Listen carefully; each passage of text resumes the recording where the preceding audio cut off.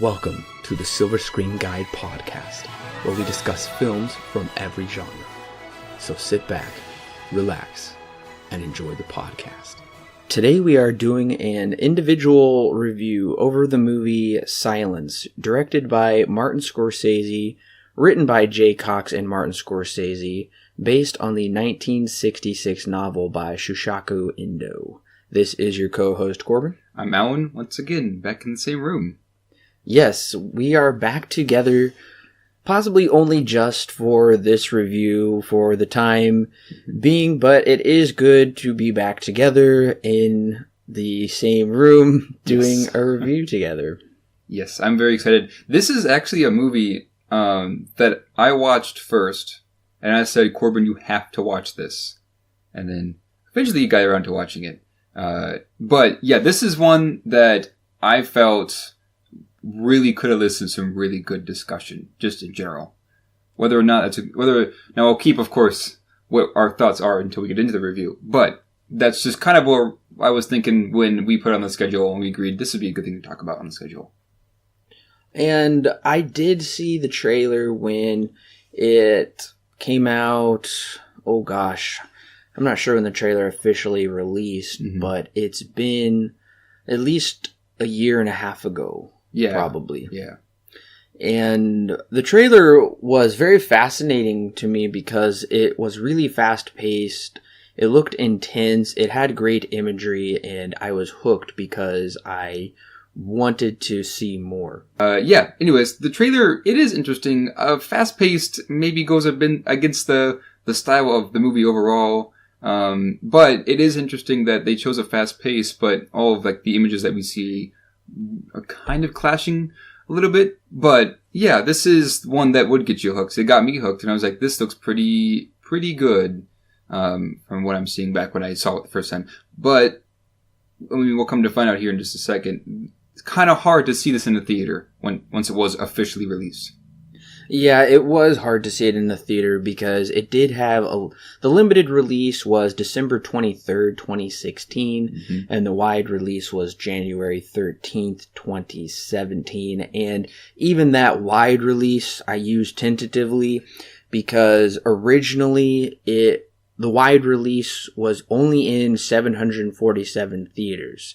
That is still extremely small, and then after the next week or so, they put it in 1,580 theaters. Still, that is fairly small, especially for a Martin Scorsese film. Oh, yeah, absolutely. And it's the reason why they released it December, I think, 23rd of 2016 is so that way they could have a place in the Oscars. And when it first released, that very limited release, it was only 4 theaters that it played in. But it was just enough for it to get into the Oscars, which you need a wide release or a release in theaters to do that. So yeah, not very many theaters. Kind of crazy because yeah, this is Martin Scorsese. He just came off of Wolf of Wall Street, which was a pretty big success. So you would assume that if it has this guy's name on it, a renowned director, that it would have gotten a lot more popularity. But this is one that kind of went under the radar for a lot of people, which is interesting. Well, and I should note, like I said, it came into theaters in January, and usually January is where all the studios dump their bad movies. Now, Once in a while, there is a diamond in the rough. That does seem to be the case more and more, even for this year. But the movie left theaters February 23rd, so it was barely in theaters over a month. Yeah, month, I mean, maybe 2 months, almost, if you count it. The December release to be one. But even then, 2 months in a theater, and only getting a wide release in January, that's not very long to get any money or for audiences to see it in the theater, which even then only released in about 1,500-ish. So, yeah. Opening weekend at the box office, it was number 16, which is horrible to come in at number 16, and especially shocking for a Martin Scorsese film. His films are usually always very popular, or maybe popular for the wrong reasons if they cause some type of controversy. Nevertheless, number 16, and it didn't really get better from there. I couldn't find the budget for this movie. Were you able to find the budget? I was, actually. It had a $50 million budget, and even then, the reason why is so small, for even for a Scorsese movie, is that they wanted to keep it kind of small scale as much as they could. Their development for this movie, it got caught in some pretty bad development hell for about 25 years. So, yeah, that was part of one of the reasons. But they also wanted to keep it pretty small scale, just in general. So that's kind of the thing. We'll come to find out that this movie is more of a passion project than it is trying to get money. But yes, getting $23.7 million total for a budget that is $50 million is not very good. Yeah, domestically, it only grossed $7.1 million, but who could blame it being in theaters for that short of amount of time? And I gotta say, the marketing for this movie was almost nil. There wasn't a whole lot to it. Like I said, I did see the trailer only because I frequent IMDb, but other than that, I didn't see much of this movie being marketed. Right. I remember seeing this movie, the trailer for it, and I got really excited because it's Martin Scorsese. It was about basically a film about persecution with Christianity, and it just interested me. And I was like, well, Martin Scorsese in a movie like that, I wonder what that's going to be like. So I followed this movie for a long time, at least since 2015 when it was first announced that this was going to be his next movie, and that I got to see the plot. So I've been following it for a while, but yeah, the marketing for this was kind of under the shadows. I don't think I ever saw a trailer for it at a theater that I went to. I only saw it on IMDb, although I'm sure that this played in theaters somewhere eventually. Maybe in more indie cinemas than it would have in like big budget Hollywood ones. It did much better in the foreign market, and that is a bigger market than the United States, right, because it comprises a number of countries. It did $16.6 million, and like Alan said, for a total of $23.7 million. So if the budget really was $50 million, then they lost almost half of the budget, which is not good. Yeah, they only made back barely half of their budget. There is, and like I mentioned earlier, this is going to be kind of like a passion project, but we're going to find out that there are some pretty bad money struggles just all throughout the production and development of this movie. And it's a little surprising because this movie has fairly big draws. Aside from Martin Scorsese, Liam Neeson is huge. He's done a bunch of action movies most recently, but he's kind of retired from that now, and he's going back to more of these dramatic roles. Also, Andrew Garfield, who was in Hacksaw Ridge. I believe that was at the same Oscars as Silence. And, of course, Adam Driver, who many of you may know as Kylo Ren. That's probably his biggest claim to fame right now. And the other actors are, I'm probably not going to pronounce these correctly, but have grace with me. Chiaran Hinds, Issei Ogata, Shinya Tsukamoto, Yoshi Oida, and Yosuke Kubozuka. Yeah, and even all of like Andrew Garfield, Driver, and Neeson, and even Scorsese himself, they worked on a very limited budget, and they didn't get paid. From what I understand, they didn't get paid nearly as much as they could have, but because they were working with Scorsese and because it's just the nature of the project, essentially this became something that was beyond money. Who cares about the money at this point? As long as we can get the project going, is essentially, from what I understand, Scorsese's mindset.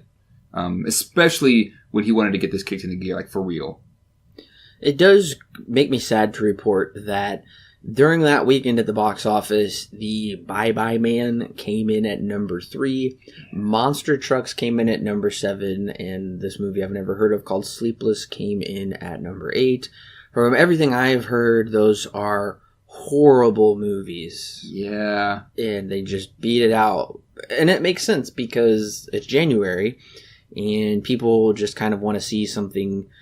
They don't want to go see a 3-hour movie about 17th century Japan. Right. Even if they have heard of it. It's unfortunate. It is, yeah. Also, I do want to mention who the cinematographer for this movie is. Rodrigo Prieto.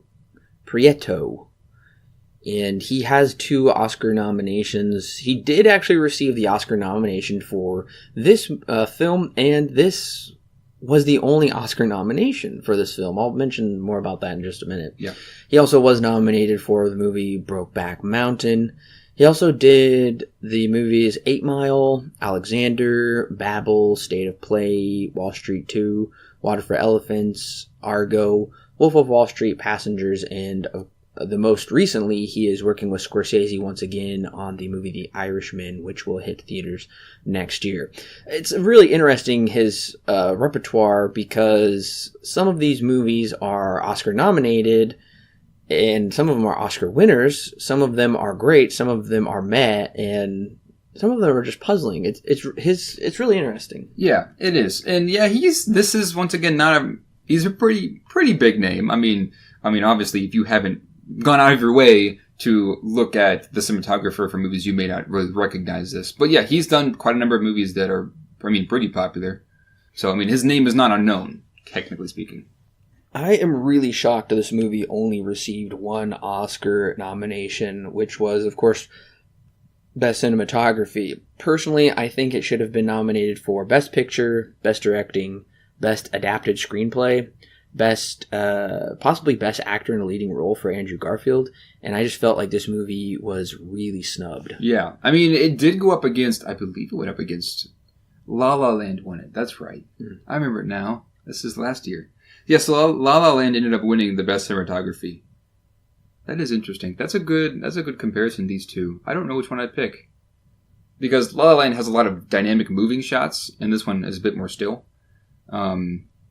Interesting. Yeah. I think I would be more so tempted actually to go with Silence. Okay. I would probably go for La La Land, but that's not to say that this movie looks gorgeous, because it does. And it has some really good cinematography. Technically all the ones that were nominated do, so. So I'm wondering, do you think this movie might have been snubbed because of its overtly Christian message?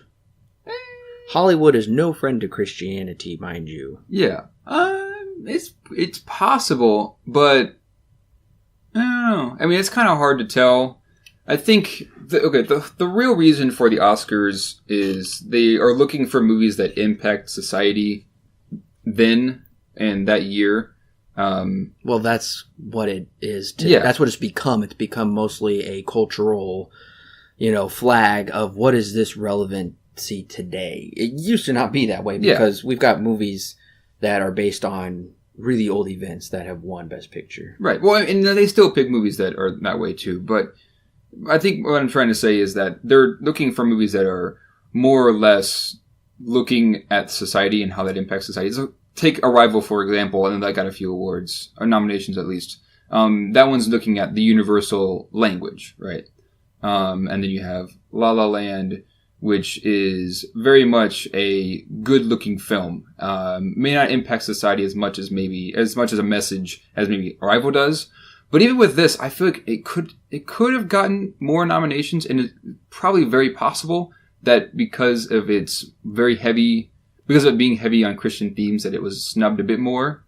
But I guess it's kind of hard to tell because the Oscars can very, very easily be controversial, just in general, with any kind of movie. So yeah, I'm going on the record and saying I believe this movie was snubbed so greatly just because it is overtly promoting Christianity and the plight of Christians who have been persecuted for millenniums, which I think is really unfortunate that it was snubbed. And because it does seem because it's Christian, they're not going to give it much credence.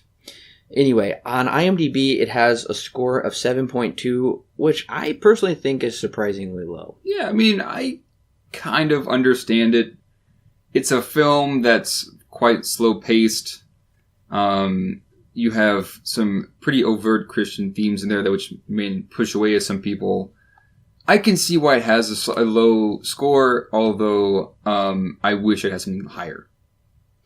Thankfully, on Rotten Tomatoes, the critics really did enjoy it. It has a 84% fresh critics rating, and 69% of the audience said go for it as well. Yeah, I mean, that sounds about right, though. This is more one that the critics are going to eat up versus the audience. Just in general, that's just how it is. Well, let's go ahead and talk a little bit about the history of this movie getting made, because, like Alan said, this is kind of 25 years in the making. Yeah, it's got quite an interesting development because of everything that happened. It really did. So, Martin Scorsese was originally introduced to Shusaku Endo's book, which, like I said, was written in 1966. And Scorsese read the book in 1989 when he was invited by Akira Kurosawa to Japan to play Van Gogh in Kurosawa's film Dreams. And basically, Scorsese was like, I really would like to adapt this to film.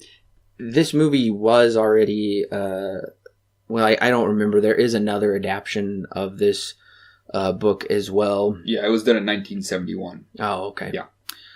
And Scorsese did this movie called, I don't know how to pronounce it. It's pronounced Kundun. Kundun. Yeah. Which came out in 97, and I believe it was like after that movie, he was like, okay, I want to do Silence, but he then kept putting it on hold and signing on to other projects. Right. Yeah, see, funny thing is, he actually had the very first draft written out by 91. And from the years then on, he says, I don't like this draft, and then would just redo it. And he did this for quite a number of years, and he signed on with a group called, I think it's pronounced Kechigori Pictures, and they were saying he got funding for that. So he was gonna team up with them to do Silence, and the contract was for after Kundun, and then that didn't happen, and then moved to after a few other movies that he came out, but he couldn't get it done. He just didn't like where it was going. He really wanted it to be essentially perfect, and for whatever reason, he didn't like where it was. He didn't like where the script was at every time these movies came up, and so he kept pushing it back. I do know that in 2009 there was production on the film that was started. They scouted in Nagasaki, which was the original location for the book and where the film is supposed to take place. And of course it entered development hell for one reason or another. And then he started focusing on Shutter Island and Hugo instead. Yeah, and Hugo accidentally kind of was a pretty big bomb in the box office. Unfortunately. Fortunately, it was Oscar nominated. Yes. And going on the record, I love Hugo. Yeah. I have seen it, but I can't exactly speak to it. I was like half awake when I was watching it, so I can't exactly speak to the quality in my own mind. Well, and then of course in December 2011, he said once again Silence would be his next film. He had said that many times before in previous decades. Right. But then he went on to do The Wolf of Wall Street instead. Right. And right before this too, we were going to have Daniel Day-Lewis, Benicio del Toro in this movie. I think they were planned to be in it, and then they both ended up dropping. And that's when we got Garfield and Liam Neeson and Adam Driver a couple years after that. But yeah, Wolf of Wall Street, he tried to get it up before Wolf of Wall Street, and then that didn't happen. But it was right after Wolf of Wall Street that he said, I am devoting all of my time to getting Silence developed and getting it out. And it happened. He eventually... of course, we still have more to go through, but he did get it out after Wolf of Wall Street, but it took him still a number of years, which that movie came out in 2013, and it didn't release until 2016. Mm-hmm. So we still have a big patch of stuff to go through as well. And personally, I think Daniel Day-Lewis would have been superb in this film. I think he would have done a phenomenal job. I would have loved to have seen him as one of the priests. Mm-hmm. I think they probably would have cast him in... Liam Neeson's role would be my guess, but I would have much preferred him and Andrew Garfield's role as Rodriguez, but it seems like they wanted to go with younger priests, and Daniel Day-Lewis probably wouldn't have been able to do that. As for Benicio del Toro, I can't really see him in this movie. Yeah, I don't know what their mindset was with him, but he would have been an interesting guy to have in. I don't know, like I said, I don't know how well he would have worked, but they both ended up not being able to sign on for, I think, scheduling issues or something like that. Something else I learned was interesting is you see this face of Jesus as a painting a number of times throughout the film, and that was done by the 17th century painter. His name is El Greco. Okay, gotcha. And like Alan said, everyone worked for lesser pay on this movie just to make sure they could get it all done. They all took pretty good pay cuts. Yeah, and there even was an accident on set which ended up killing one of the contracted employees and injuring 2 others in one of the backlots. So what happened was a ceiling had fallen down, something happened with it, and it killed one of them and injured 2 others on set. I think it may have been in Taiwan. It was on set, though. Right, and this film ultimately ended up not being filmed in Japan. They chose Taiwan because Taiwan, the location is gorgeous. I honestly don't know the difference, and I think they're expecting most audiences to not really know the difference between Taiwan and Japan. And there may not be that much geographical differences anyway. And also Taiwan was much cheaper. Yes. Yeah. And for the pretty strict budget that they ended up having, this was a great thing to have, was just pretty cheap filmmaking spots and stuff like that. But we also run into some legal issues with Catchy Gory Pictures here in towards about I think it was about 2012. What happened was Scorsese, when he signed on to do Silence After Kundun and then push it off so many times, Catchy Gory Pictures is just like, hey, you totally like kind of screwed us over with this. We paid $750,000 to fund you and all this kind of stuff, and he kind of just kept putting it off, and he promised that it would happen, and he was contracted to do it after every single one of these movies. And so they wanted $1 million to $1.5 million per film released after they had scheduled him to film Silence, and 20% of Scorsese's back-end compensation. And Scorsese essentially just said, that's ridiculous, because that is so much money to be reimbursed for. Anyways, they ended up settling it. The final decision is undisclosed, but they did end up settling it kind of under the shadows. The only thing that I found of legal stuff is this written form that says, yeah, they settled it, and that's it. They didn't give any specifics as to what had went down. So basically what you're saying is it's a miracle this film even got made. Yes. If it hasn't been, I mean, kind of evident already, this is very much Scorsese's passion project. He's wanted to do this film for years, and he just, for whatever reason, hasn't been able to get it out. And even went through development hell for 25 years, went through some serious legal issues for a while, which I think threatened the release of the movie or the production of it. So, yeah, he had to go through a lot to get this movie made. And he even said, he was asked about this, why in the world would you make this movie if all this is going to happen? And he said, as you get older, ideas go and come, questions, answers, loss of the answer again, and more questions. And this is what really interests me. Yes, the cinema and the people in my life and my family are most important, but ultimately, as you get older, there's got to be more. Silence is just something that I'm drawn to in that way. It's been an obsession. It has to be done. It's a strong, wonderful, true story and a thriller in a way, but deals with those questions. When he was asked, why would you do this? Which is really interesting, because if I haven't seen a movie in my life where you can just tell the director is just all over this and you can see his fingerprints everywhere, this is it. Because he didn't care about how much money it cost. He just wanted to make it maybe just for himself. Just to say, this is how much I love cinema. Because he could. In it being the big name that he is, hopefully he would have a big, impact. Maybe he did. The money doesn't exactly say that, but even for him, he's like, I could really care less about the money. I just want to get enough money to make it in his mind. So we are about to get into discussing the movie, which comes with spoilers. So if you have not seen Silence, it is actually available for streaming for Amazon Prime members, or you could run down to your rental store or just stream it through any of your favorite streaming options. Nowadays, it's amazing. You don't have to just go to the rental store anymore. I know, it's crazy. But like I said, we are about to spoil Silence, so if you don't want Silence spoiled, and honestly, I would say don't spoil this movie for yourself, because I would say this movie is rewarding with watching it. But anyway, I am about to tell you the plot, so you have been warned.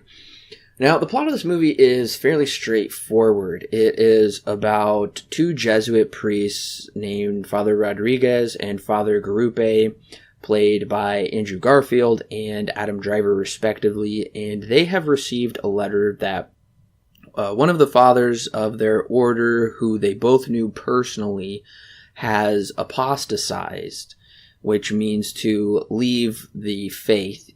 He has left the Christian faith, and this Father Ferreira, played by Liam Neeson, was originally a missionary in Japan, but they got a letter from him 7 years after he wrote it, saying that they have learned that he is no longer a Christian and he has conformed to the Japanese culture. So they asked to go to Japan to find Father Ferreira and get to the bottom of what's going on.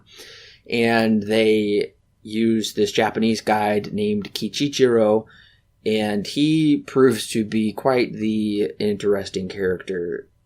And he has one of the most powerful story arcs, I would say, in this film. So once they do get to Japan, it consists of them kind of going to different villages and just doing different Christian practices, trying to stay secret and alive, and ultimately they are found out by the Japanese authorities, who persecute the Christians in horrible ways and ultimately end up murdering them if they do not step on the images of Christianity that they have confiscated. So Father Rodriguez and Father Garupe are separated, and the film mostly follows Rodriguez from here on out and how he is constantly tested in his faith, and ultimately he does find Father Ferreira, who in fact has apostatized, and ultimately Rodriguez does step on the image of Christ, but he hears Christ finally after being in silence for so long, and Christ says, "It is okay to step, you are with me now." And Ferreira and Rodriguez spend the rest of their days just finding hidden Christian images and rooting out the rest of that Christian iconography.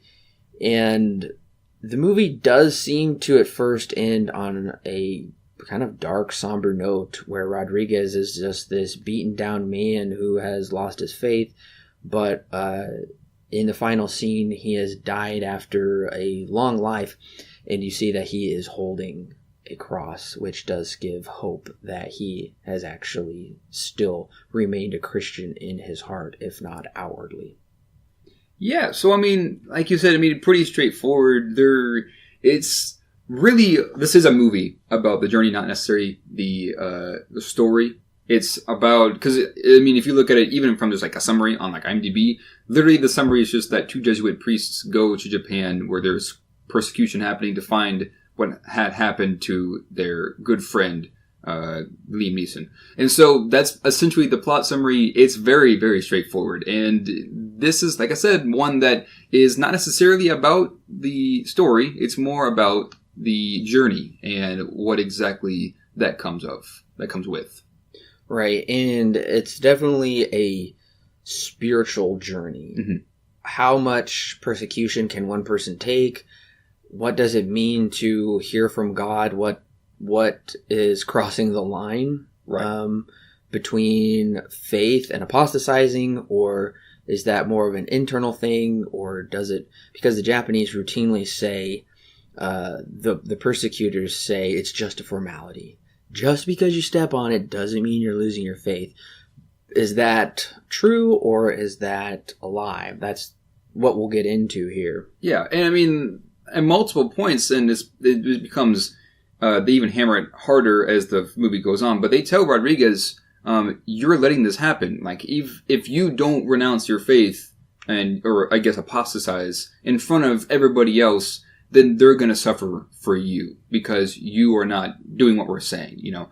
You are the one, because in their minds, the Christians are more or less, I think they even said this in the movie, the Christians are more or less a disease. They have, to be fair, the Christians and the Japanese in the story have very different beliefs. And we'll get into more of the specifics here in a second. But what they want to happen is they want to essentially make the Christians here lose their faith. And they want to control everybody else and in their own minds, which comes back later, of course. But yeah, it's interesting how we have this big conflict between these two faiths. But one thing that I'm sure we'll get into is how, I guess, abstract the Japanese faith is. I mean, compared to the Christian. But it kind of is and isn't explained.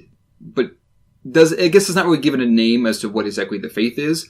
But it is also never something that I felt was just overbearing, whereas the Christian part, which is the most important part of this, of course, is made sure to be very clear as to what it is.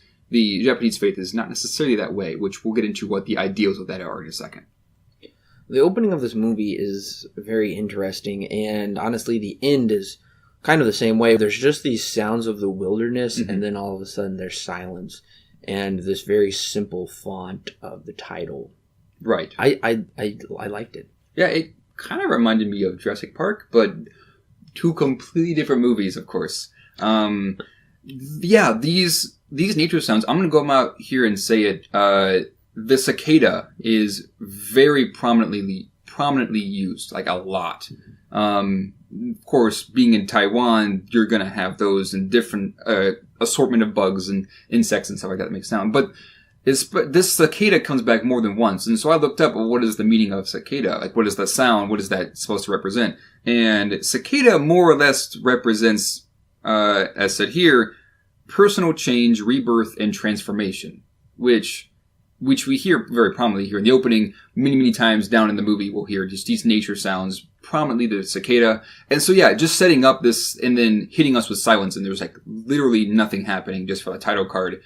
We kind of get this sense of nature, of course, and then once again, rebirth. There's going to be something that we're going to be building to. And the first thing we see is this essentially torture with these hot springs, and Liam Neeson being shown everything that's happening and saying that you can stop this if you denounce, if you apostatize, you know.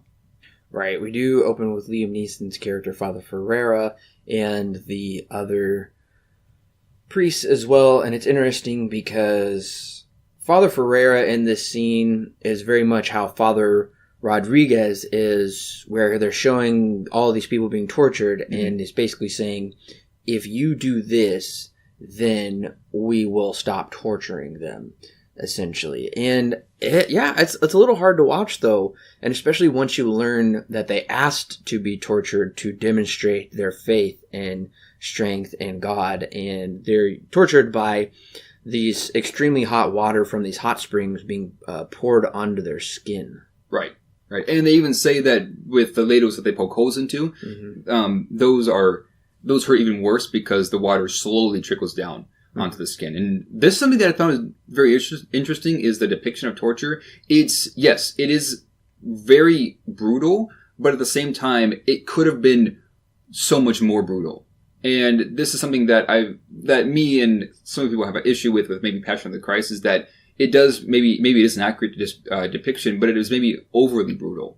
Whereas this one, he kind of pulls it back, and it's like, how about, yes, we show this, but the main focus is not on the physical torture, but the psychological torture. And we spend a lot of time, especially with Rodriguez, getting into the mind of what does it mean to be psychologically tortured in this way.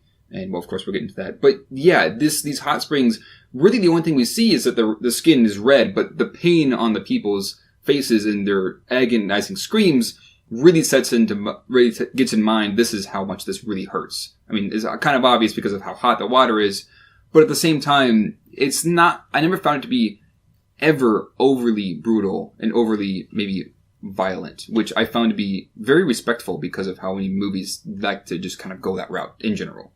Right, and the horrifying aspect is not because it's visually graphic, because it isn't.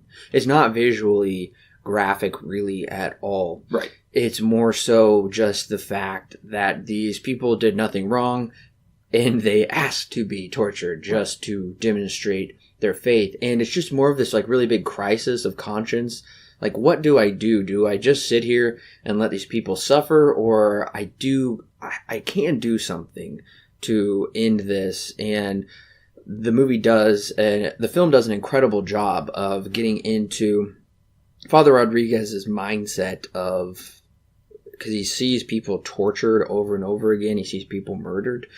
And what does that do to a person to see that happen to another? And it's really more so psychological, and it's mostly spiritual warfare, actually, instead of the physical aspect is focused on, which I think Scorsese really did the right thing by not making this movie graphic, because it easily could have been.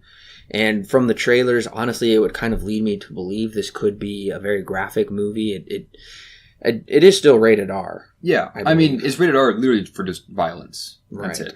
And I can see that because I just can't see this movie being a PG-13 with the subject matter that it deals with. Oh, yeah, absolutely. And it is also interesting that these hot springs, and they say this, of course, in the movie, they're called hells, the way that they use this torture. And even the movie points it out and says, probably in mockery of what we believe, but at the same time also telling the truth because of how much the pain is so agonizing for these people. So yeah, and we'll come to find out there are some interesting torture that the Japanese use, but when it all comes down to it, it's all psychological, which is very smart on their end, because using a more psychological approach is going to elicit better results. I mean, it would take longer, but it'll elicit better results for essentially their confirmation that when you do apostatize, you mean it. You know, especially with the fathers that come into the place, like they are brutal with them because they don't really do much physically to them, but they have to sit and they have to watch as the people around them are tortured, and they can't really do anything about it except for apostatize, which for them is essentially means they're damned because of their faith. Yes. And I should mention that the opening of the movie takes place in 1633, but then when we jump to the reading of the letter, that is in 1640. Right. But we do learn that the Japanese Christians have been persecuted for the past 20 years. Right. And it seems to be saying this priest, honestly, they're priests they're talking with in the beginning, and then definitely the Japanese persecutors later on, are saying that Christianity has done more harm than good because it's causing widespread persecution and death instead of bringing peace and life. And that's interesting because nowhere in the scriptures does it say that Christianity is going to bring about peace, because first of all, when they start spreading the gospel, the very first Christians, historically there was widespread persecution. Right. And this is exactly what happens in here. So I think I find that very interesting, that it's a natural concern, but one that shouldn't be too surprising, I guess, to these fathers, that they are being persecuted. Right. And this is a story because at the time that this is set in, Japan was kind of going through a big shift. Mm-hmm. They had just gotten a pretty new political power. And at one point, they were even accepting of Christianity. But because their ideals and the Christian ideals clashed a lot, because we get, and we'll see this very, very often, this is essentially what the whole movie is based around, is what we see versus what's in the heart, and what is essentially outside of what we can understand. And so we have this battle, and this is easily one of the bigger themes, is versus what we are able to comprehend versus things that are out of our control that we can't comprehend. And for the Japanese, they are very much on the side of, well, what I see is what is true. And they even come out and say that at a couple of points in the movie where they believe in nature. Everything that they can see, everything that they can touch, everything that's around them that is physical, that's what they believe in, right? And so when the Christians come in and are talking about this higher power and how they need to give up their soul and all this kind of stuff to something that they can't even begin to think, okay, well, what even is that? Or something that is very intangible to them, they don't like that. And especially now in this story, because they've been converting and they've been changing their ideals, this kind of what led them to begin persecuting is because they're going against their ideals. And even still, there are groups that Father Rodriguez says, hey, I'm kind of worried that they're worshiping the idols and not like the true person. And not like the true thing that they're supposed to be worshiping. Because they are wanting, and at one point he goes to, I think, Godo.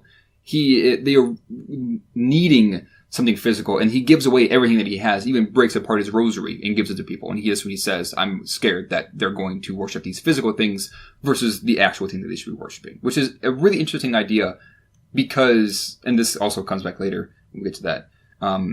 It's an interesting idea that it's pitting what we can see versus what is intangible and what we can't necessarily comprehend. And I think this brings up a good lesson to Christians who are Christians and they do believe they're firm in their faith, not to judge other Christians because of seemingly outward actions or question their motives where you don't even know. Because Rodriguez, he's like, it's possible they may be doing this, but I'm not sure. And the movie goes to follow him, how he does seem like rock solid in his faith, but then he gets in so much doubt and turmoil. Oh, and yeah. I think that's actually a fairly common thing to every Christian. And even if you're not a Christian, everybody goes through times of extreme doubt, but then times of you do just have faith in what's going on in your life. So I do think that's important that this movie brings up, is just because you have had all of this training in theology and et cetera, that doesn't mean you're a better Christian than these people who probably don't know as much as you, because there's no possible way to gauge someone's faith or just be like, well, I studied more, therefore I have more faith than you. Right. And this is absolutely brought up, especially because I wouldn't say that they question their faith. It's not in this part of the movie, but they are shown that maybe these people have a stronger faith than we do. And which is funny because they are Jesuit priests. They're supposed to be really invested, and their whole lives are engraved into the Christian culture, into the Christian faith, and all sorts of like that. They're supposed to be those that know everything about everything, and that they are so in touch with God that they really are rock solid, like you said. But when it comes down to it, and they meet these people who have faith that is to them unworldly because they know the danger, right? There's more than village, but they know the danger that if they were found out to be Christians, they would be killed. They would be tortured, and they most certainly would die. But they still believe that this is the truth because of other priests that had come by before them. And it's crazy to think that, yes, even though Rodriguez has this fear that maybe they are worshiping physical objects versus what they should be worshiping, it's clear that their faith is maybe not as rock solid as they had initially thought, because these people are so willing to listen to them and wanting to grow in their faith because they have nobody that's like, I guess they don't have a person who can forgive their sin. Like, they don't have a father or anything that's around them, but they believe and they worship what they have come to know. And even then, as limited as that may be, their faith is still something that is, like Movie even brings up, and like I said, maybe even better or maybe even more engraved into them than it is for the Jesuit priests. And this from here on out, becomes a big, like, spiritual battle between especially Rodriguez and Gruber as well, but we see it more through Rodriguez. I do find it a very beautiful example of the people they first encounter on the island of Tomogi. The Japanese Christians, how they keep their faith during persecution, even though they have every earthly reason not to. And not too far into the film, we're introduced to the two different sides of how should this be handled, because Rodriguez, without hesitation, tells them to trample, and Gruppe says, "What are you doing? Mm-hmm. You cannot trample." And this seems to be the big struggle of the movie, is this kind of internal persecution. What does an outwardly act mean for your inward faith? And this is also very much dealt with in the character of Kichichiro. Oh, yeah. Yeah. Who has quite the story arc. And we do learn that 8 years prior, he did blaspheme God by stepping on the face of Christ, whatever symbol he stepped on. Yeah, and Kichichiro could very much be representative of, say, Judas in the Bible. I'm pretty sure that was... Oh, I'm pretty sure this did happen. I can also say I'm pretty sure that that's very true. That is what the intent of Scorsese and the writer of the book were they were going for. That, yes, Kichichiro is very much on the side. Even at one point, he even gets paid money to turn in Rodriguez, the priest, to the officials and stuff like that. And he even comes back and says to Rodriguez later, "I didn't take the money." And very, very representative of Judas in the Bible, except he has a better outcome than what Judas does, of course.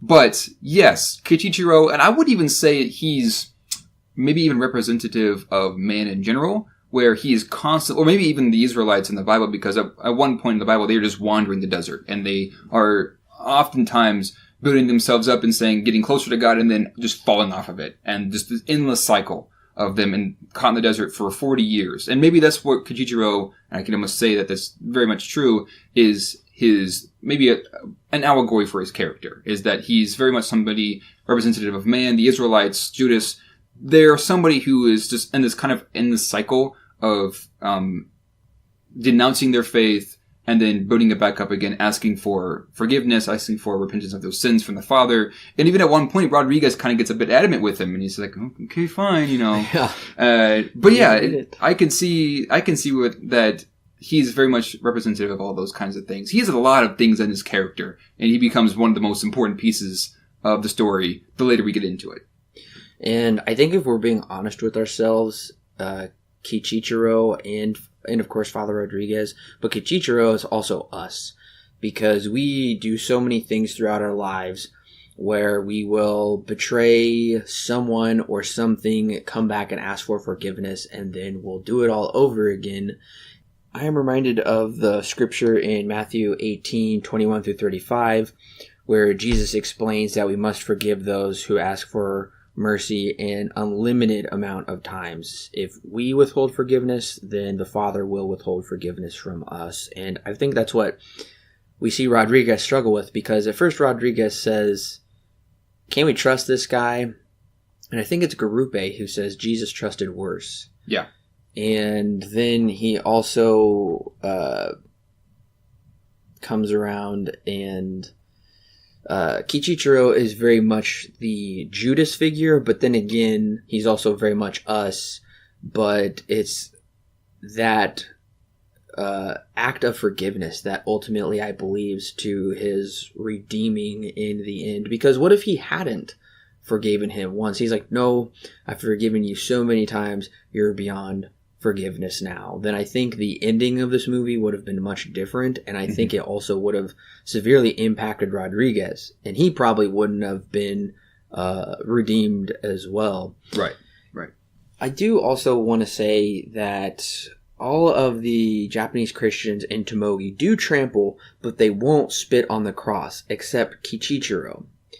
And I do admire that they won't go that far, but Rodriguez says, "I must believe Kichichiro suffered along with the others." Right. And once again, that introduces this idea of like our own personal faith in Christianity is we can't gauge who is feeling what, because what must be hard for us may not be hard for them, if that makes sense. Right. But yeah, we do have this very big theme of, especially with Kichichiro's character, this theme of shame, where, like you said, Rodriguez at this point, when he does spit on the cross and runs away, and Rodriguez says, I hope, I can understand, if he's suffering in some way, which I'm sure is what's happening, because each time that he denounces and apostatizes, he has this, you can tell, he has this, like, shame on his face that he did it. And he always comes back to Rodriguez and asks for forgiveness, even though he really shouldn't deserve it. Rodriguez still, even if it is reluctant, he still does give it to him. And yeah, I think that's, once again, we're going to get into those psychological, warfare themes in here, because we have this where he's very shameful of what he's done. But at the same time, he could go free, and he could not have to do this, not have to mess with this at all ever again. And they, not only him that they are doing this to, but everyone who they think is a Christian, they say, this is so easy, just step on it, or, just spit on it, call the virgin a whore. Isn't that easy, and they're more or less looking at that's of course the biggest downfall of the Japanese here in this scene, or I guess in the whole movie, is that, yes, they are making the people here physically denounce their faith. But, of course, once we get to the end, what does it mean in the heart? What are they actually feeling? And that's something that they just can't touch. There's no way they can. I mean, they can try and influence them as much as they want, and this happens with Rodriguez. They get so far with him, and he even, at the very end of the movie, becomes a part of the government with Liam Neeson's character. But when it's all said and done, and we see when he dies, we see that, yes, he may have done these things, but it's what's in the heart that really counts. You can't do anything with that. I mean, you can try, but when you get down to it, you still have the free will to choose what the person wants. You can't choose that for them. And of course, we have that big battle once again with free will, which is another just kind of can of worms that is just all over the place in this movie. And I think what's important to realize is, although it does seem that these Christians throughout the movie do deny Christ, or they do things to stab him in the back, ultimately they don't ever, finally call it quits. They don't ever finally leave and fully deny Christ, because we see later on, because Kichichiro keeps coming back. Now, he doesn't have to be, because they already set him free. He can go live his life. But clearly his conscience is so heavy that he keeps putting himself in furthering dangerous situations that could ultimately cause his death. And of course he does step and do whatever they ask every single time and runs away, but keeps coming back. But nevertheless, him and Rodriguez, especially in that final scene of them together where they talk, where they both pray together. And it does remind me of Matthew 10:32-33, where it says, "If you confess me before men, then I'll confess you before my Father in heaven. But if you deny me before men, then I'll deny you before my Father in heaven." So this also kind of brings up this question, is if our faith is not outward, if these Japanese Christians are outwardly denying their faith, then is their faith real? Now, once again, this isn't a question for us to answer, but it is something for each of us to personally struggle with, because ultimately what the movie is saying is that only God knows. And that's what's most important, because if we start saying that we know, like, oh, they stepped on it, they must not be Christian.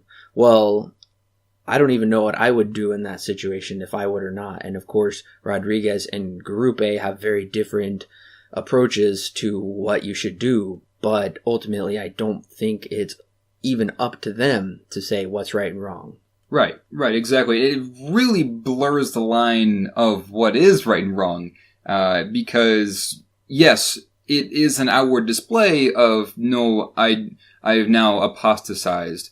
But just because you physically apostatize, once again, doesn't mean much.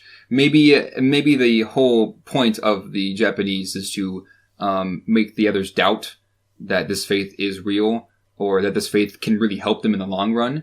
And maybe that's very true, but at the same time, the way that they're going about it, it's very difficult to change the heart because, like I mentioned before, you're getting into free will at that point, and it's not necessarily free will, but you're getting into something that you really can't control because it's hard to control things that aren't exactly physical.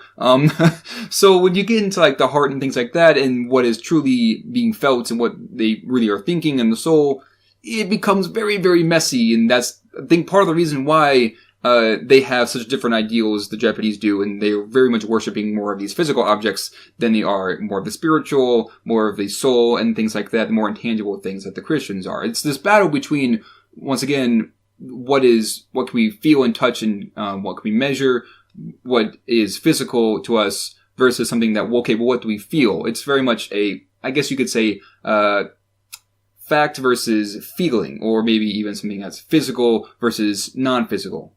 Things like that. This is a constant reminder of what exactly it means not only to be a Christian, but also it's interesting that Scorsese would even go this far, because this is one of the reasons why it took him so long to write this, is he wanted to get an accurate depiction of faith, which it took him years to figure out what is the best way to show this. And I think that he hit the nail right on the head. And the way that he displays this faith, even if somebody isn't a Christian, they can at least begin to empathize with these two characters and what they're going through and why they believe and why they want to keep their faith and why they want to help these people.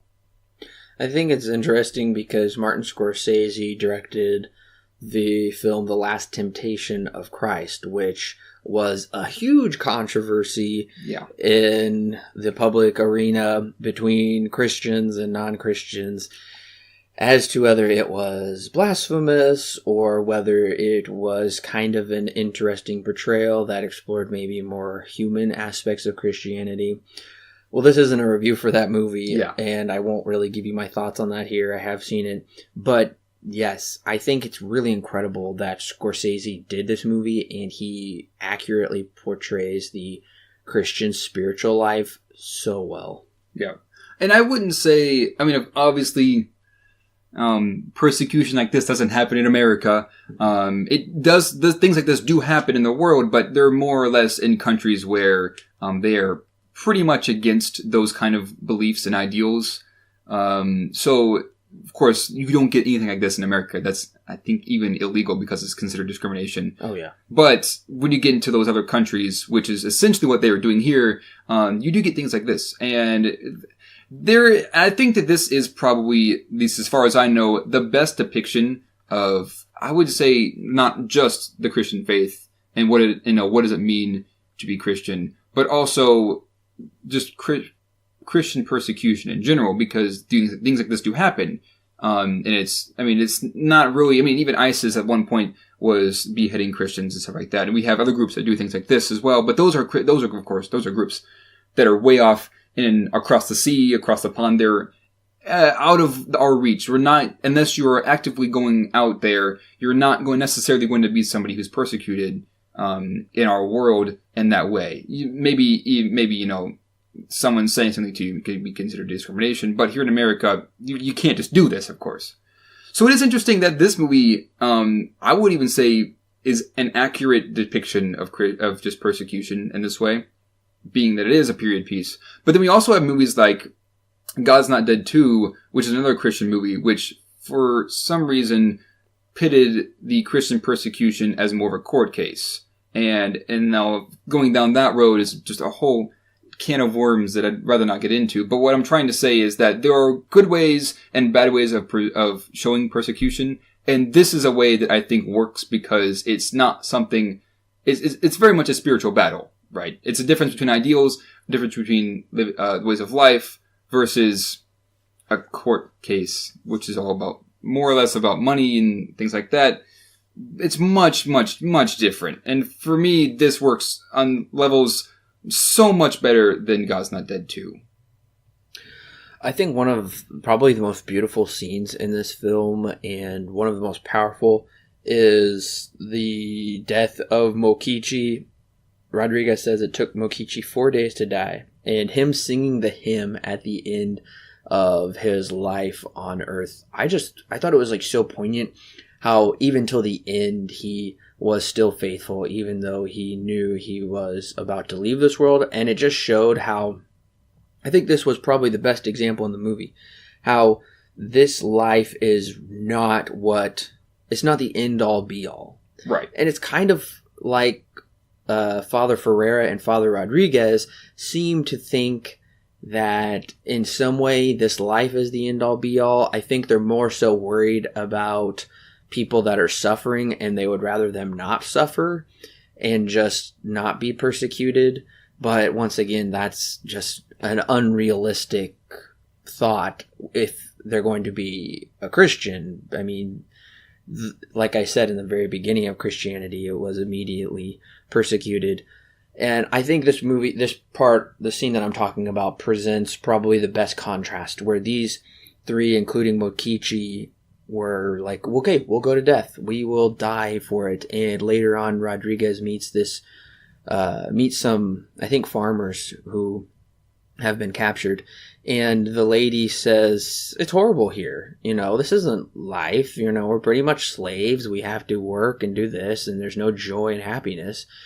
And she says that we would go to, I think they call it Paraiso or something. It's the equivalent of paradise. She said, we'd rather go to paradise than stay here. And Rodriguez I can't really remember his reaction, but he seems to be kind of conflicted with that mindset. He's like, well, yeah, but like, would you rather be persecuted right now? He's like, I don't know. I think that's also another big thing that's set up in this movie is it better to live now, peacefully without persecution? And that means sacrificing a lot in the way of your faith? Or is it better to just stick up for it and then go to paradise right now? Yeah, it's very much what is the best route to take. Is it because the easiest route is not always the best route. Very rarely is it ever the best route. But it's very, like you said, it's very much, would you rather get it over with and go to paradise now, or would you rather suffer and things like that? And even in the end, when Rodriguez hears Jesus and says it's okay to trample, and he says, you've been gone for so long, and he said, no, I was suffering right along with you. Mm-hmm. It's very representative of the fact that it's not necessarily about you. Technically yes, but at the same time, it's about what's inside. It's not necessarily because the actions, yes, actions do portray what happens inside of us, but at the same time, it's very much a theme of what is right versus what is easiest. And so we get that kind of stuff. And yeah, like you said, when Mokichi dies, he's the one it takes him 4 days. And they even said his body was so full of water that when they put him on the fire to burn, because they wanted to scatter the bones, so they couldn't give him a proper Christian burial, smoke, steam rose out of his body because of just how much water he had soaked in. And it's interesting that I would even say they mocked the crucifixion by having these three guys up on the waterfall. And the two, of course, on the sides die first. But the guy in the middle, who is, of course, going to be Jesus, representative of Jesus' death, he dies last. And he ends on a note where he's singing a hymn, which is, like you said, a very, very beautiful and powerful moment in the movie, which just goes to show how much he was holding on, how much he held on to the very, last minute where I think his body gave out from exhaustion is what it said, which is, once again, very representative of Jesus' death on the cross. Also, it's interesting because Garupe feels that these people died for them, and Rodriguez says they did not die for us, Garupe. They died for their faith. But then later on, Rodriguez is presented with the same notion from Father Ferreira, where he says, he's like, these people didn't die for their faith. He said they died for you. They died because of you. And it's interesting because every time there is like a persecution scene, they seem to always look to the Father that is closest to them. What should I do? What if I do this? Am I doing it wrong? And ultimately, I did find that to be very interesting because we can't just always look to our spiritual leader to tell us what to do. We have to, if the faith is real, then you have to make your own choices, be prayerful about it, and then live with the consequences. And I do think it's interesting how that is flipped, how Rodriguez seems so strong and fervent in the beginning, and then he does let this doubt creep in. And even fairly early on here, he does talk about how he's tempted to despair. Is he just praying to nothing? Your silence is terrifying. I'm praying, but I'm lost. And I found it really poignant when he says, how can I explain his silence to these people who have endured so much? Right. Yeah. And that is a genuine concern is, okay, well, is what he's preaching, is it even the right thing? Right. Is what he's saying, is it actually impacting them positively in the end? Or are they not getting anything at all? It's a genuine concern. And even once it's flipped on its head there at the end, I'd say it's something that is a very important question for this movie to ask. Because yes, we even mentioned this earlier back in the beginning. They have these objects that represent their faith. And when Rodriguez comes to Godo, he breaks apart his rosary and he gives up absolutely everything that he owns.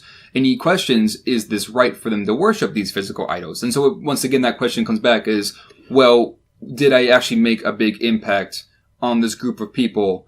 Because do they know what they're supposed to do?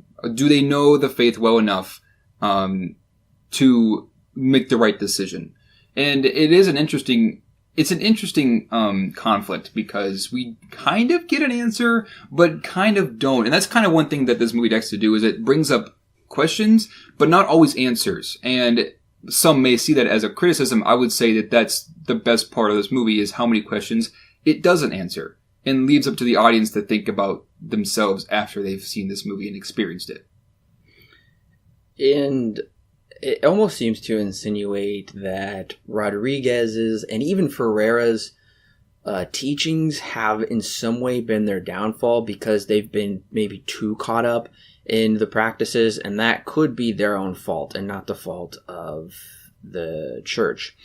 It could be that they relied too much on their teachings and status and ability and saying, well, I know too much to fail.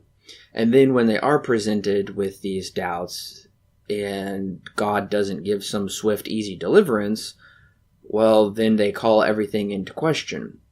But we see the opposite with the Japanese Christians because their faith is much simpler and it is not clouded by all of these fears that have been built upon probably decades of these customs that they have probably put too much faith in. I would say that's possibly a reason why when their faith is tested, it's not really, it's more of like this kind of academic faith where they are safely away. Then when they are in the mission field, it's this real faith that is messy, if that makes sense. Yeah, absolutely. It is. And there is also another interesting thing is that the priests themselves also begin to question. Because Group E at one point says, I feel like a coward. Right. Because they're separating at this point. They're going two different ways. And he's like, I feel like a coward for doing this because all they're doing is running. And they're running and hiding. At this point in the movie, that's all they've done since they've gotten to Japan.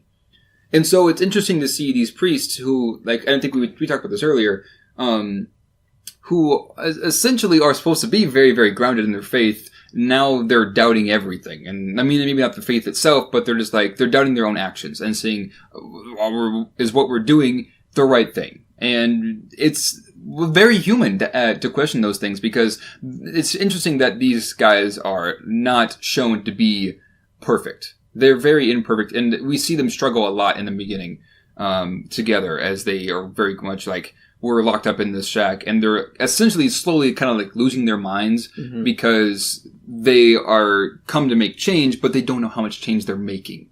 And it isn't until they get the questioning and stuff like that they kind of begin to see, okay, well, how much of an effect have we made with these people?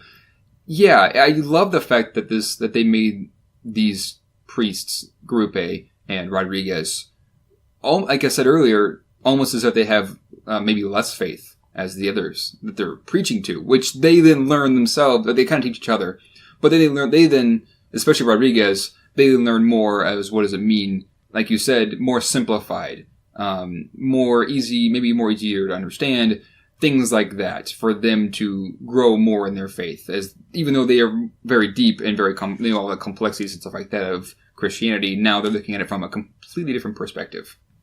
And I do find it interesting around the time Kichichiro betrays Rodriguez. Rodriguez is thinking about Jesus's last words to Judas, "What you will do, do quickly." Right. Was he angry at Judas? And I think the kind of surface reading is Rodriguez is thinking this about Kichichiro, but I believe Rodriguez is feeling this way because he's thinking about himself as Judas, and he is slowly betraying Christ. He is a priest, so he is like one of the apostles that was brought into the inner circle of Christ to go and feed the sheep. But he hasn't been doing the best job of that, and it's telling when the people on Tomogi Island said, "It is you who feed us." But he probably doesn't feel that way. I was, upon my first viewing, surprised that Kichichiro betrayed Rodriguez, but upon my second viewing, it made sense. Yeah, and I like the fact that they don't take Kichichiro's character and make him a plot device. Yes. He could be, some may think that he is here in the beginning, but it's really after this point in the movie, he's not necessarily a plot device anymore. He becomes a character who, yes, moves the plot along, but becomes more of somebody who begins to change. We see him a couple more times. He does still do the same thing, but at the same time, it feels like there's something different. Like, of course, we're expecting him to betray and stuff like that, but at the same time, it feels like there's a personal growth, and he never becomes a plot device. At least I didn't think he did. So I'm glad they didn't go that route. I definitely would agree. Yeah. Now, were you ever expecting to see Father Ferreira in this movie come back? Because we get so far into this movie, and I expect, okay, because we do see him go to the beach, and he sees Garupe, he's like, oh, I'm going to see Father Ferreira. And I was like, oh yeah, he probably will, but it wasn't. It was Garupe. So I did think we would never see Father Ferreira again. Yeah, I was kind of thinking the same thing on my first viewing. But at the same time, because they had heard rumors, they didn't believe the rumors at the time, but they've come to find out that maybe there is some really good truth to these rumors that Father Ferreira has become a part of like the council in Japan here. So yeah, I was thinking, well, at first I was like, maybe not, but then as we heard the rumors that, yeah, he's a high official, I was like, maybe we will.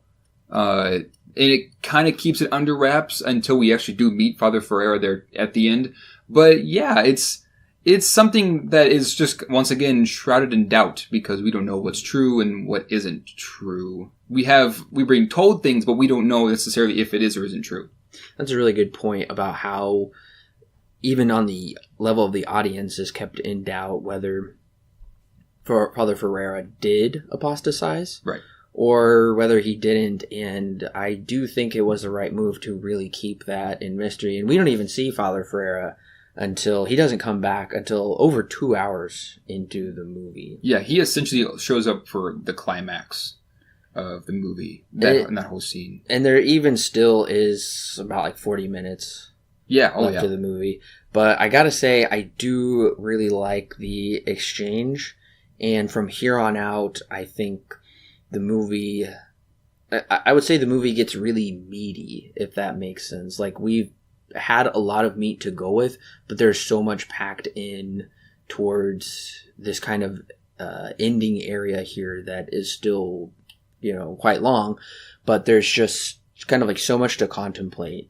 Oh, yeah, absolutely. Especially, I would say once Rodriguez is captured by the Inquisitor, we get this little taste that something's wrong. He's kind of going insane. He's beginning to envision things. He sees Christ in this pool of water. Mm-hmm. Things like that. We're getting this little taste that maybe he's not all right in the head as he used to be. And then the Inquisitor shows up.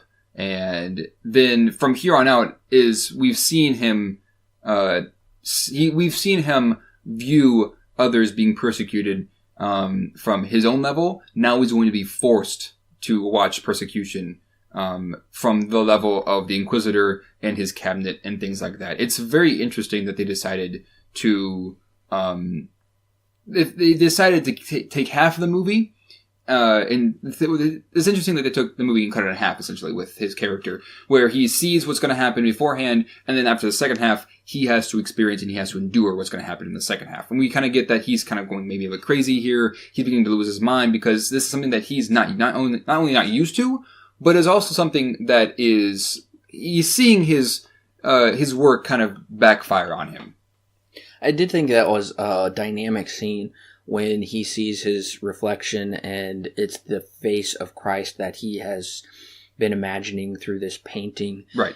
And it does remind me of the verse Paul writes in Philippians where he says, "For me to live is Christ and to die is gain." So in a way, it's kind of like he's thinking, if I live, I'm still living this, Christ-like persecution, but it's that death part that really trips him up because he doesn't seem ready to die, and he's definitely not ready to let his fellow Christians die. And he even learns, he even learns that they have supposedly apostatized, but he's saying it's you that's holding them back. It's Rodriguez supposedly is holding them back. If Rodriguez has to apostatize, and then they'll let them go, which is really cruel to do. Yeah, and this basically for the last hour and 30 minutes or so is Rodriguez basically stuck in this cage. Yes. But before we get to there, I do want to talk about the scene with Garupe's death, because at this point we haven't seen Garupe at all. It moves along. We're only following Rodriguez at this point.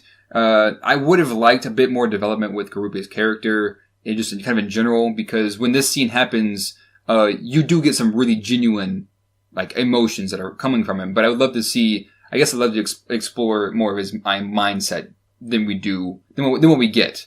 But that being said, this scene with Father Guerrera, having to watch, this is kind of, once again, a taste of what's going to happen later in the movie.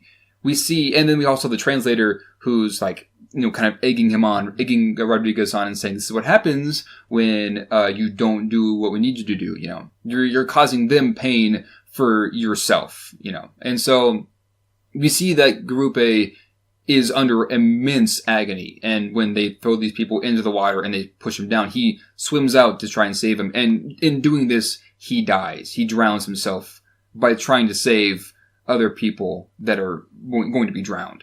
And the very interesting part is those 5 that are drowned were with Rodriguez, not with Garupe, because right before that, it shows them taking them out there, and when you see them pushed in, you see it's the same Christians that Rodriguez has been with, but Garupe, who is severely malnourished, whereas Rodriguez has been fed 3 meals a day, and Garupe sacrifices his life to try and save them. And of course, that's right out of Scripture, where Jesus says, there's no greater love than this, than he who lays down his life for someone else. And Garupe is laying down his life for people he doesn't know. He just knows they are Christians being put to death for their faith. So it's an extremely powerful scene, and I do gotta say, I almost wish there was another movie or another entire sequence. Of course, that would be extremely long. Yeah. Because we follow Rodriguez so much, and I do love what we get with Rodriguez, but I would really love to see what else Garupe has, because clearly he sets a really powerful example. Yeah, and there is even a line that's said before the scene, I'm pretty sure it's by Rodriguez, but he says, "Do not let martyrdom be my shame. I thought it would be my salvation." And we see this come back with Garupe where, we don't exactly see the ramifications of what happens after he dies, but we're kind of led to believe that, well, I guess it doesn't really ever explain what exactly the ramifications are, whether it's good or it's bad. And we were only focused on Rodriguez and his ideals and stuff like that. It's a very powerful scene and very, very heartbreaking because of we know what they're going through, And so now we have to see them, especially with Garupe. This is the end of his character. He's come to the point now where he's tried everything, but now he has to try and save these people. And even though he may not, he can't, and he kills himself he dies trying to do this. And it's really heartbreaking because it begins to ask, okay, well, when is that going to happen with Rodriguez? Is it going to happen with Rodriguez? those questions begin to come up at this point. And something I wanted to bring up with the Father Ferreira scene, once we do get there, is the use of names. How it seems like names hold power over these people. So we learn that Father Ferreira's name has been changed. And we also know that the Japanese Christians take on, I guess you could say maybe like more Western type names. And because they're like, oh, well, my Christian name is etc. So I did find that interesting how they were using names to kind of change their identity in a way. Like, oh, you are no longer this. And we even hear Rodriguez says, I can no longer call you father. Yeah. So calling people by their names or that can have this kind of like psychological impact on their identity. And what did you think of when he brought up how he was pointing at the sun and he was saying that is the sun and it rises daily, and he was really putting a lot of doubt into him where he's saying you thought you got to him but you really didn't. You two are on totally different planes of thought when it came to Christianity. Yeah, it's very much showing that he's looking at more of the empirical evidence, saying we can depend on the sun because we know that it will rise and set every single day. It's been doing it for generations. And he said he indirectly says that it's hard for him to follow a God who he can't tell the difference of what's going to happen the day after. There's no way he can know because it's a force that is intangible. We cannot completely comprehend and understand it, and that's what causes him to give up his faith, essentially, and denounce and apostatize, is that we can depend on the sun, yes, because of what it's done for us and how it gives us life. And we once again get these Japanese themes of worshiping nature because they are looking at things that they can see and that they can feel. And so seeing the sun, and they can measure the sun, they can tell by the seasons, it reflects off of the moon, what month it is. They can use the sun in many, many different ways. And so for him, and this is, I think, the biggest battle between the two religions, just in general, is what is right and what is right in terms of a spiritual sense and in terms of like the soul. Because we have, sun is very dependable, but we can't tell if our God is or not because we can't measure it. Right. And Rodriguez brings up the point. He said, I saw people die, and Ferreira says, I did too, but they weren't dying for their faith. They were dying for you.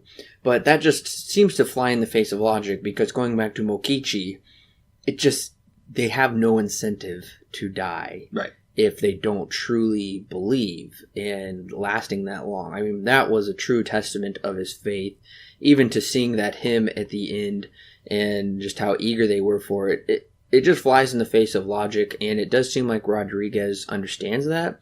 And I do feel like he gives really good responses. He does use some really good apologetics, especially when talking with the Inquisitor, because the Inquisitor's examples seem to be fairly clever. Talking about, the different wives of the emperor and how that's like these countries that are coming in and they would rather choose their native country of religion. But Rodriguez says that nationality doesn't matter. Yeah. And he's saying love is what matters, and he compares it to a husband and a wife. And I felt those were actually really, really good examples.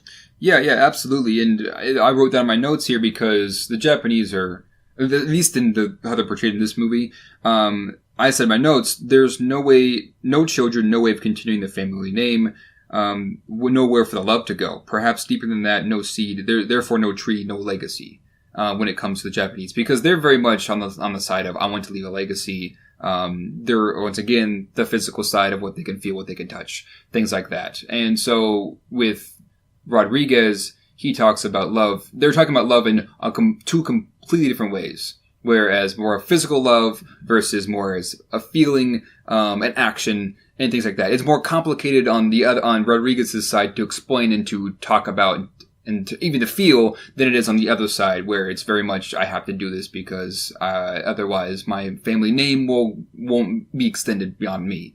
It's very much history is essentially what they're going for, the Japanese, versus Rodriguez, where he's going more, I guess, for not only just the individual, but also leaving a legacy on a different end.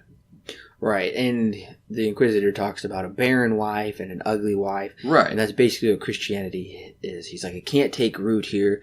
And it's funny because it could, and Rodriguez says it did, but it can't when it keeps getting pesticides, essentially, just sprayed all over it, to use the plant analogy. And it's not Christianity's fault because Christianity is a religion of peace. It's not about a violent overthrow or anything like that. And it is interesting because the translator, who I do actually really like the character of the translator, he does bring up when they are in this, I'm assuming it's a Buddhist temple because he does mention the Buddha. He is saying there's so much of our religions to share. Like, why don't we just focus on sharing this and that? When, in contrast, it's like you said, no, it's not the same at all. Right. Theirs is more physically minded, and Ferreira says the Japanese can't conceive of anything beyond the human, whereas Christianity is far beyond that. Right. And that's one of the things that I love about this movie, is that even though it has a clear message and a clear, I guess, it has a clear status of what it's trying to say, it treats both of these with such great respect, because the Japanese are shown that they are on their last legs. Yes, they want to get rid of Christianity, but they don't resort to violence unless they absolutely have to. If they were to have resorted to violence from the beginning, where they found out that the people in Godo or the other village are all Christians, that they just killed them right there. No, they decide to go for a more, once again, more psychological approach. They take time to change their minds, right? There is a great respect for both of these faiths, and even in this conversation where Rodriguez I feel very easily could have told the Inquisitor how wrong he is. He chooses a path that explains why his belief is this way.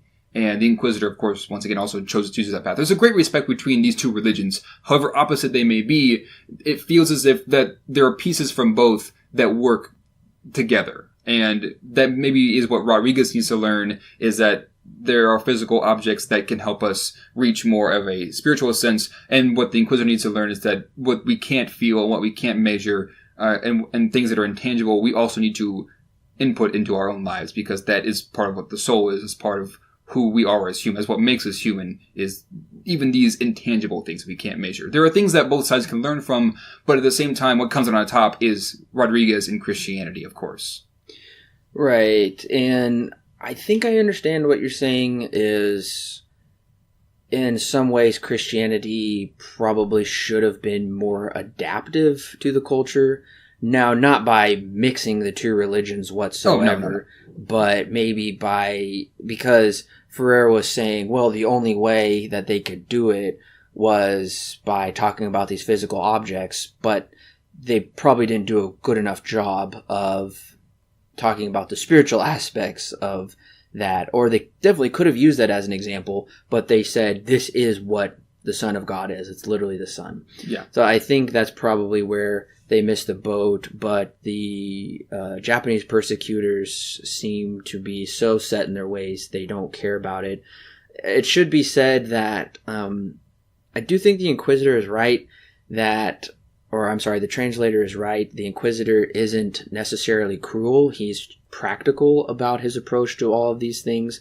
So even though some of this stuff probably, of course it is cruel to treat these Christians this way, it's not done in this just purely like psychotic fashion. Right. He does give him a chance to explain multiple times, because they do have those conversations. Right. Right. And even to maybe even to kind of better explain what I'm trying to say is that Rodriguez as a character has only spent his time, at least as far as we've known him, as far as we know, in the temple and learning Christianity, learned what it means to become a priest. And now he's being put out into the field for his very first time, him and Grupe.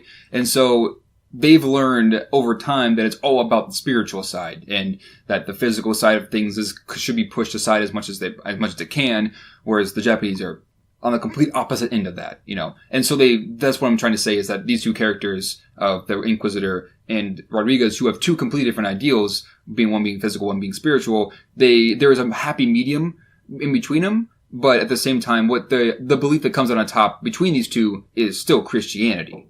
And it's not like they're trying to rewrite the faith, but it's just trying to say that you need the spiritual side and the physical side together because we're still human. We can't go without one or the other, which is what both maybe even are trying to do, right?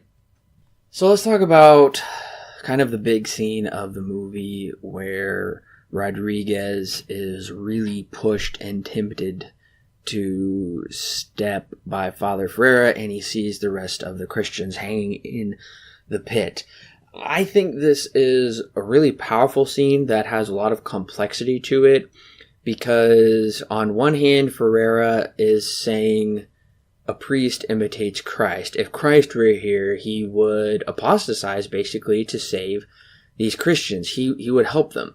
And I think it's interesting because this is the exact opposite of what the scriptures say, because when Christ was tempted to apostatize in the desert, he didn't. And even though he asked the cup to pass right before his crucifixion, he still accepted the cross, which meant many Jews who became Christians would die in the future but live eternally with him. So I think what Ferreira is saying is pretty much heresy, but then Rodriguez, right before, it's really powerful how there is this total silence, and then all of a sudden you hear the voice of Christ. And I really want to talk about what he hears Christ saying to him. Mm-hmm. Yeah, this moment is, we've talked about this, and that it's now, this is what I consider to be the climax of the movie is, you've now had Rodriguez, his ideals are now being challenged to the maximum. And they even have this torture technique, which is completely psychological at this point, because they are hanging these other Christians upside down. They put a hole on the back of their head, so that way the blood doesn't run to their head when they're upside down these holes. But what makes them go insane is the fact that they hear the blood dripping onto the ground in this hole. That's the only thing that they hear, and just even thinking about that is just a nightmare because of just how psychologically damaging that can be. But on the other end of that,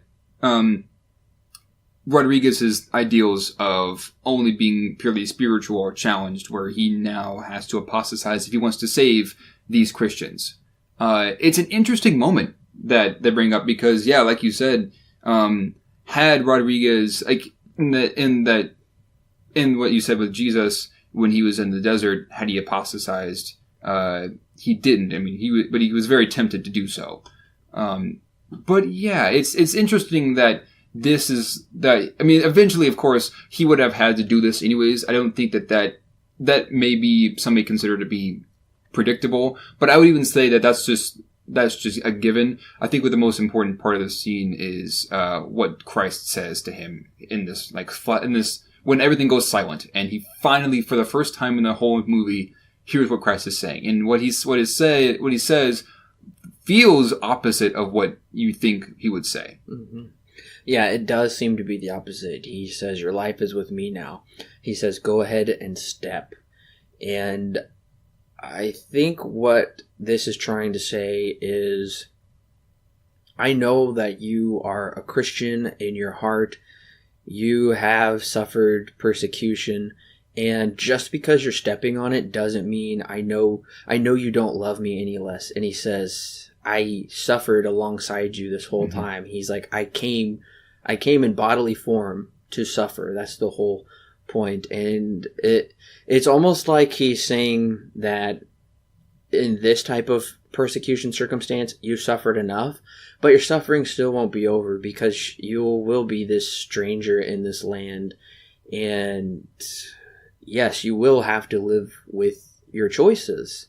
You're still a Christian, you're still with me, but just because you've made this doesn't mean you won't still be, doesn't mean I won't love you any less, doesn't mean you still won't be with me, but there is still consequences, and we do see that. Yeah, and I love how we actually don't see him actively step on the plaque. It shows, I think it's a medium shot, but not of his foot. We just see the reaction, and then it cuts out to a wider shot of him, like, just leaning down in slow falling. Yeah, he's falling down in agony, with his foot already on the plaque. So we don't ever see the impact of him putting his foot on it, which I think is a great idea that that Scorsese chose to show, is that we know his true intentions. We know his heart. And that not showing him step on the plaque, I think, even goes to show metaphorically that that is not his true intentions. I mean, I feel like that is also obvious, but at the same time, that's probably the best choice for him to make, is to go ahead and step.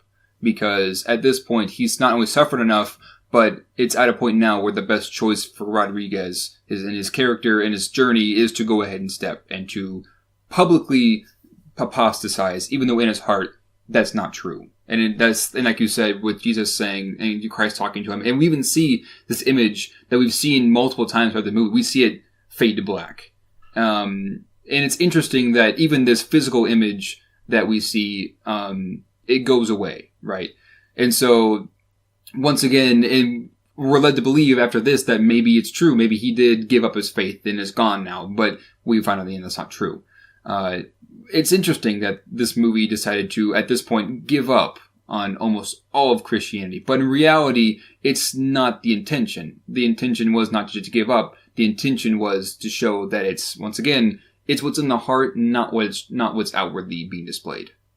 And that's very reminiscent of what is written in the book of Samuel, where it says people look at the outside of a person, but God looks at the heart. Mm-hmm. And I found this to be personally challenging as a Christian, thinking about how would I judge other Christians, because it's so easy and it's kind of it's the default position to say, oh my gosh, that's horrible, that's wrong, that is not the Christian thing to do, a true Christian wouldn't do that.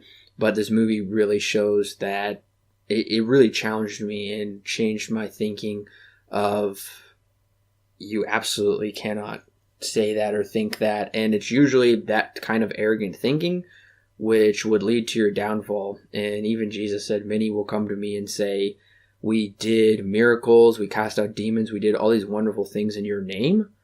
But then Jesus will say, I never knew you, depart from me into the outer darkness. So it's just saying, just because of these actions does not mean we're good to go. Yeah, and I would even say, going along with that, you can't really ever know somebody's true heart. I mean, not as a human, of course. Right. And this is something that even a little movie that no one's ever heard of, called Citizen Kane, has talked about, is that you can't know every single thing about a person. Mm-hmm. And that's something that this movie decided to tackle, is this idea that it's it is what's in the heart that matters the most, right? And you can't know a person because you can't know their heart is thinking, what their heart is. It's, if you judge somebody purely based on physical actions, then you are judging the wrong way. And that's the worst way you can judge somebody, is by doing that. Even though it is the human thing to do, it's not the thing that's going to get anybody anywhere. But at the same time, it's going to make things just automatically worse. So, yeah, it's interesting that this movie decided that all the physical objects of Christianity are now, at this point, being thrown away. They're searching through absolutely everything. That I guess they're trying to get rid of Christianity, but they kind of can't. It's what's in the heart that matters the most. And we get this scene of this guy, I think he's a reporter or something, that comes in and then he takes over the helm of narration for a while, and talking about Father Rodriguez and things like that. It's interesting that this movie decided to go this route, because that's kind of what film is all about. It's about more or less evoking some kind of emotional response. You're meant to understand what the characters are going through, but with a lot of films that are very much based on evoking an emotion, this is one that I feel does it very, very well, where it evokes a kind of emotion, which is exactly what film is supposed to do in the first place, which I find to be remarkable at the very least. And I do think they do a good job of showing Ferreira and Rodriguez, purposely showing they never smile. once they've made these choices. Right. Clearly their lives have not improved. They constantly seem just depressed with their choices, and I do think they do have inner turmoil. And I found it fascinating when Ferreira says, only our Lord can judge your heart. And then after that, we hear from Christ again, and Christ said, I suffered beside you, I was never silent. Yeah. And then Rodriguez does this prayer with Chichiro, and he says, but even if God had been silent my whole life, to this very day, everything I do or done speaks of him. It was in the silence that I heard your voice. And this kind of reminds me of this little poem talking about footsteps on the shore of a beach, where you kind of are looking back and you only see one set of footprints, and then you question God and you say, God, where were you during this whole time? And God says, it was during those times that I carried you. So those footprints were God's footprints, not yours. And I found this to be a very similar parallel. And I have personally heard testimonies, missionaries from some of these Asian countries talking about Christians being persecuted for their faith. So, and I do think this is just I was really concerned at first, because I was like, oh my gosh, it's got a dark ending. Yeah. It's not uplifting, but it actually is a very uplifting ending, where you do see Rodriguez holding the cross in his little casket. I found that to be very powerful, and it sent a very powerful message, and it caused me to question how I think about my faith and the faith of my fellow brothers and sisters around the world. Yeah. And I mean, for me, I never got the notion that they were more or less depressed. They say that they have captured inner peace, but they never say what exactly that inner peace is, or if it's for one thing or if it's for multiple things. Anyways, what I guess what I'm trying to say is that it feels as if they are maybe at peace, but there is still something that they feel that they are missing, because when Kichichiro comes around, it's Garfield himself or Rodriguez kind of falls pretty quick into more or less forgiving him of his sins. It's almost as if he may have thought that he had his inner peace, but in reality there was still more that he needed to do, more that he needed to finish. And so this moment when he and Kichichiro, he essentially forgives his sins because he still is a father, and then he ends up dying there in the end, and we see that cross, which is the little cross that he got from the first time that he visited, in his hand. And it burns, and it's going to burn too because it's made of wood. Mm-hmm. It's once again, nobody knows except for the wife. Nobody knows what was really in his true heart, even though he acted with the rules of the Japanese, and they constantly were on to him about apostatizing almost daily. And it gets to a point where Kichichiro himself was found out that he was once again a Christian, and he's taken away. We never see him again after that. We don't really hear what exactly happened, what exactly became of him, but all we know is that he was taken away because he was a Christian. But then we get to Rodriguez, who dies in his casket, burned like the Japanese, how they do their burials. But the little cross is in his hands. And even though it is a physical object, the spiritual implications that it gives, because it was given to him by somebody he met in a village, far outweigh the fact that it's just a physical object. And so once this movie ends, it's quite powerful, and one that I was like, when I was first watching, I was like, this isn't good that he's not a Christian anymore. And then at the very, very end, like the last thing that we see is the cross in his hands as he's burning alive. And we just know at that point that he's a Christian again. It's what's in the heart that matters, not what he's outwardly displaying. Even though he is maybe even getting rid of all Christian emblems and things like that, and imports that come in for people moving there. It's not what he's doing, it's what's in his heart that matters the most. And that's what's going to reach out to more people than what he's doing, essentially. Before we give our final thoughts, I did look up some statistics because I was curious to know the Christian population of Japan today. And according to CIA World Factbook, to this day the country is 0.7% Christian. So not even 1% of Japan is Christian. 84% are Shinto and or Buddhist, and the rest of the country, 16% is just other, whatever that means, which is, of course, including that Christian statistic. But honestly, from what I've heard, a lot of the Shinto and Buddhism a lot of it is kind of name only. From what I've read, a lot of the country is just kind of atheist or possibly agnostic, but I think a lot of Japan is just mostly atheist today. They just aligned because probably a family tradition with either Shinto or Buddhism.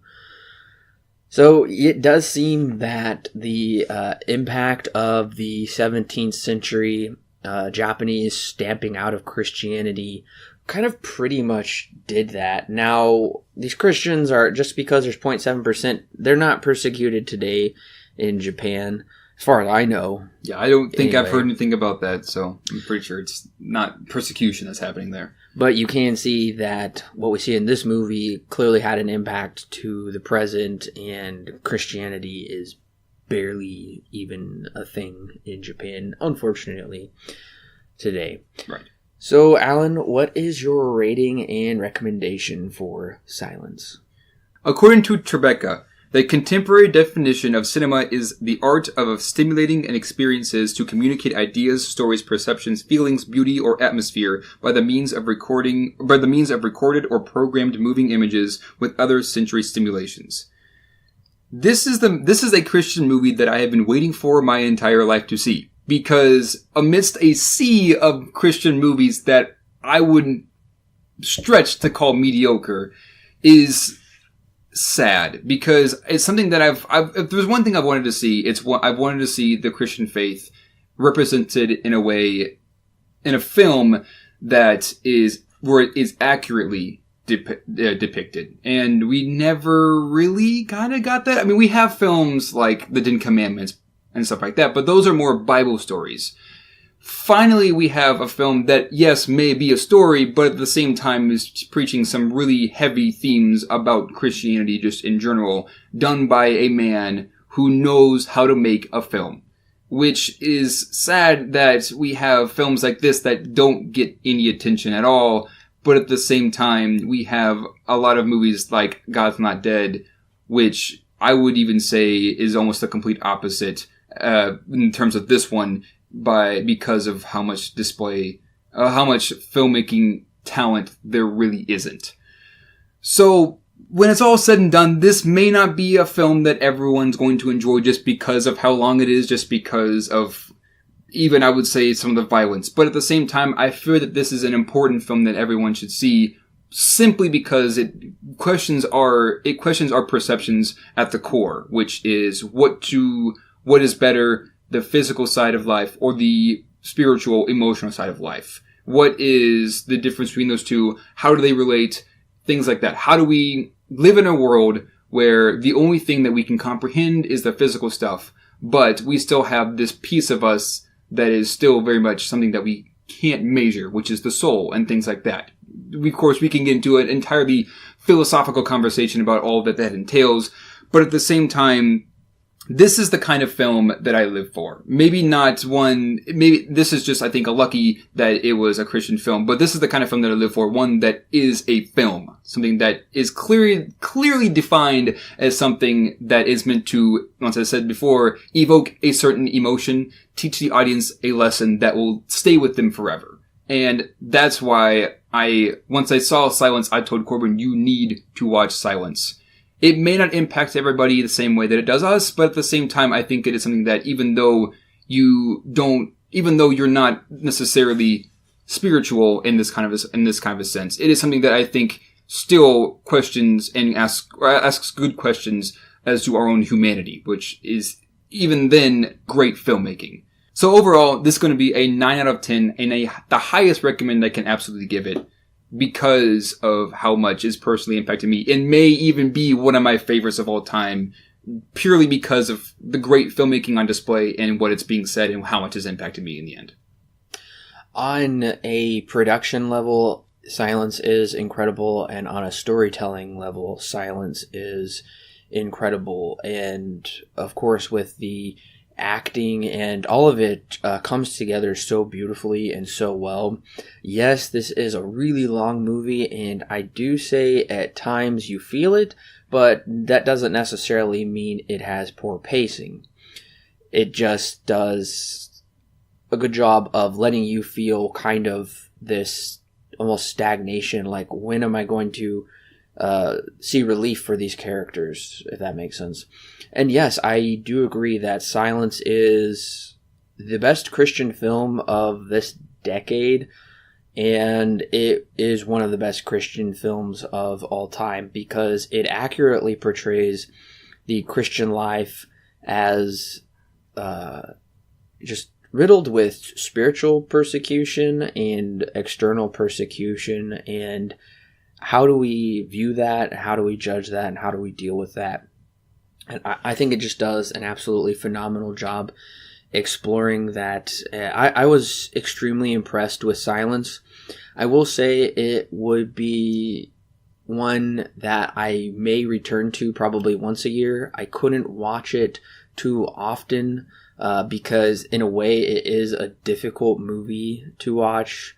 And like Alan said, it's probably not for everybody, but I would still say go ahead and give it a shot because, and even if you're not a Christian, there's still so much value with this movie and still a lot to be learned about the individual and how we treat others and just relationships and different cultures coming together. What can we learn from those cultures? And it's just extremely well put together in that way. So I am also giving Silence 9 stars out of 10. It is superb, and it comes with a very high recommend. And there have been people who say that this is Scorsese's best movie he's made to date. I can't attest to that because I haven't seen everything from him. But if that's the case, coming from people that are great critics and are very renowned in their critical view in film, that's a great achievement. And even though I would say this is not a movie I'm going to be watching very often, even though we both feel that, I don't judge a movie completely on that basis, because a movie can give me an emotion or tell me a message within its runtime that I will only need to watch with that runtime. And even though this is a movie that you should go back and watch more than once because of how dense it is, this is a movie that is going to be kind of long. 2 hours and 41 minutes is a long runtime. It's paced quite slow, but at the same time, because of that pacing and because of that stylistic choice, you get into these minds of the characters on a much deeper level than if it were fast paced and more of an action flick than it was anything else. This is a very personal story, and it's meant to be that way. And it's something that I think is the best choice Scorsese made. And the fact that, and I would even say that the fact that this is just a passion project, something that he just wanted to make just because he has the talent and the expertise to do so, regardless of how much money it cost him, speaks truth to me that he is a great filmmaker. Because he's not doing it because of the money. He's doing it because he just loves film. And he loves speaking out in things that he believes is something that he needs to talk about, which I found to be very, very impressive. So I would love to see more from Scorsese like this, because I haven't seen Temptation of Christ or the other one that I can't remember the name of. But now after seeing this, I kind of want to see what else he's done, because I know he's done more than just this as a spiritual film. I will own this film on Blu-ray. Oh, absolutely. I would too. I think I almost ordered it the other day when it was like $12 on Amazon, but then I didn't.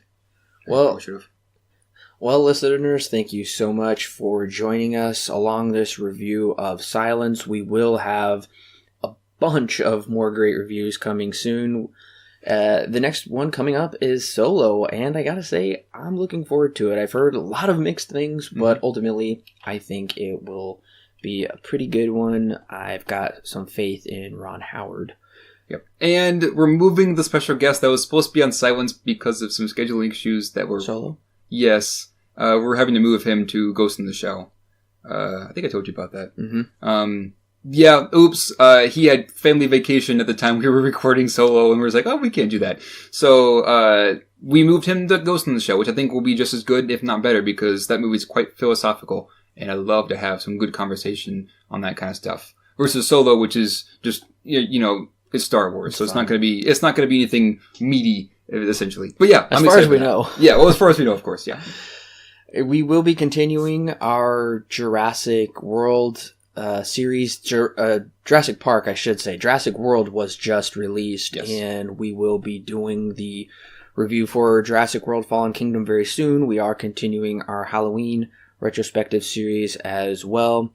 And we also have a number of retrospective series coming up along with more individual reviews.